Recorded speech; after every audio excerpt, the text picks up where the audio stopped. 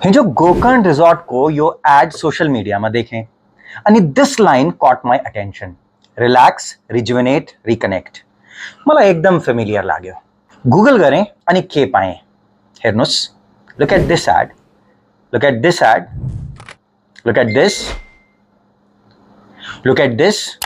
Same line use गरेर धेरै hotels, resorts and spa ले एडवर्टाइजमेंट बनाको रहेछ।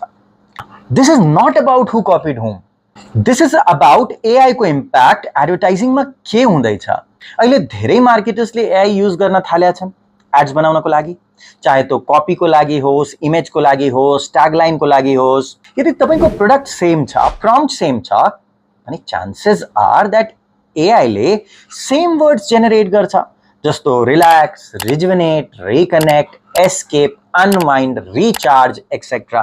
किनकि एआई त ट्रेन भइरहेछ using the same marketing language. अनि रिजल्ट के हुन्छ, ब्रान्डहरू बिस्तारै सेम सेम सुनिन थाल्छन् अनि सेम सेम देखिन थाल्छन्। सी एआईले कन्टेन्टलाई फास्ट त बनाउँछ, हामी क्विक प्रोसेस गरिरहेछौँ, तर यदि सबैले सेम प्रॉम्प्ट युज गर्न थाले अनि जो फर्स्ट आन्सर आउँछ त्यही एक्सेप्ट गर्न थाले भने ओरिजिनालिटी कहीं न कहीं त गायब हुन्छ।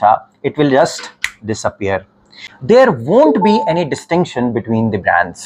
अब मलाई भन्नुहोस् कि तपाईले एडभर्टाइजमेन्टमा कि कुनै अरू एस्पेक्टमा यस्तो केही प्याटर्न नोट गर्नुभएको छ भने let me know in the comments.